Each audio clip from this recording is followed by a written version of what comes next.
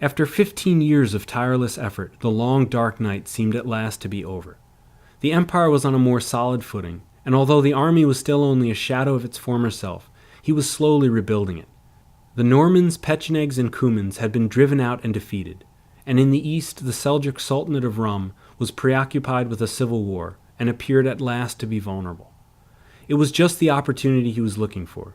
Perhaps now was the time to take the offensive and reclaim the empire's lost territory. Alexius, however, never had a chance. Whatever plans he had laid were completely upset by the arrival in Constantinople of a vast, shambling army. The First Crusade had arrived. The wheels of this event had been set in motion 42 years before, in 1054, when the Pope and Patriarch had excommunicated each other, permanently rupturing the churches in what came to be called the Great Schism. Each successive pope had in turn excommunicated each emperor, and the emperors had retaliated by closing all the Latin churches in the capital.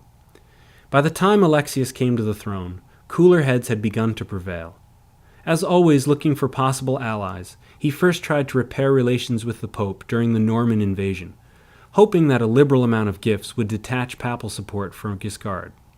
His failure was mainly due to the intractable pontiff, but by 1088 a new pope, Urban II, had been elevated to the throne. A man of considerable diplomatic flexibility and in need of allies himself, Urban's first act was to lift the excommunication, and Alexius quickly reopened the Latin churches in response.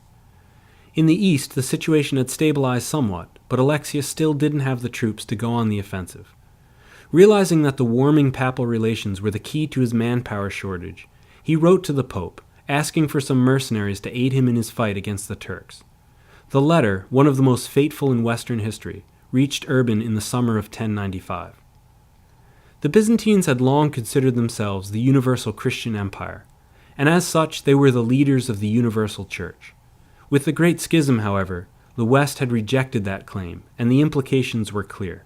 The supreme spiritual authority was the Pope, not the Emperor, and as such the allegiance of all who responded to the Pope's call was to Christendom and the Pope, not to the Byzantine Emperor. By appealing to the Pope, Alexius had given Urban the perfect opportunity to push his vision and extend his influence to the east. It was not an opportunity he was prepared to miss. Urban called a great council of the church to meet at Clermont, and there, in the first days of November, he gave what was undoubtedly the single most effective speech ever heard in Europe. Laying down the bold new vision of the Reformed papacy, he called on Western Christendom to stop killing each other and to take up arms to defend their Eastern brethren. Where Alexius had wanted only a few hundred mercenaries, Urban called for whole armies. But there was no mention of the emperor, or even the empire. The object was not the defense of Constantinople, but the capture of Jerusalem. The Turks had taken the Holy City in 1077, making it unsafe for the pilgrim trade, and since the Byzantines were clearly too weak to retake it, it was the Pope's responsibility to return it to Christian control. The Pope's speech electrified the crowd, and the response was immediate.